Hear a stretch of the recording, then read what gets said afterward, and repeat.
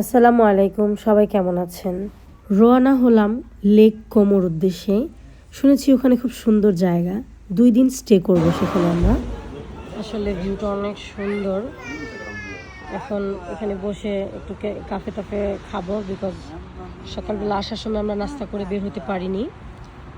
তো এখন একটু কাফে খাবো, আর আয়শা একটু নাস্তা করছে। এখানে তো বসা যাবে না।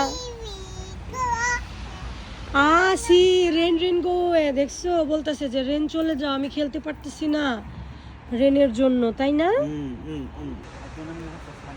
হ্যাঁ, এই যে বারের পিছনের এই পাশ দিয়ে বসা যায়।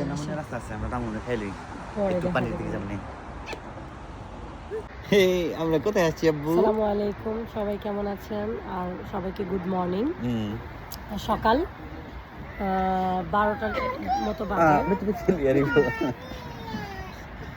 সকাল 12টার মতো বাজে। আমরা কফি অর্ডার করলাম, এখন কফি খাবো, দেন আমরা আমাদের হোটেলে চেকিং করবো। এখনও চেকিংয়ের সময় হয়নি, 2টার দিকে চেকিংয়ের সময় হবে।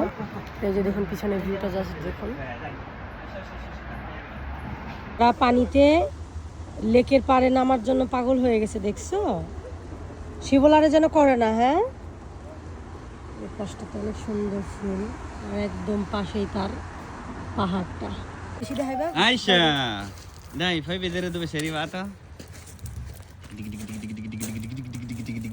দেখো দেখো ওই যে পিছনে কোথায় আসছো, দেখুন, জাস্ট অসম।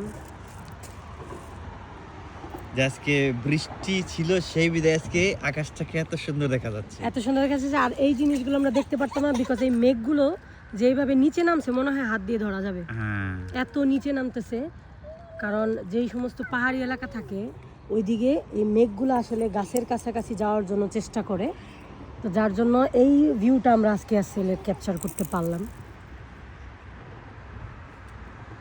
পাহাড়ি অঞ্চলে যারা থাকে তাদের ভাগ্য খুবই ভালো, এই যে এই সিনগুলো সে দেখতে পারে।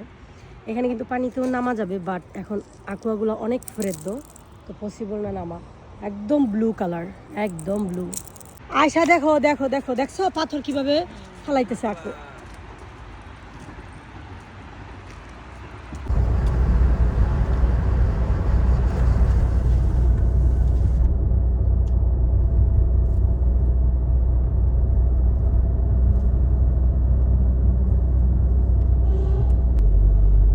কত পুরাতন। ড্রাইভার কেন হর্ন মারতেছে?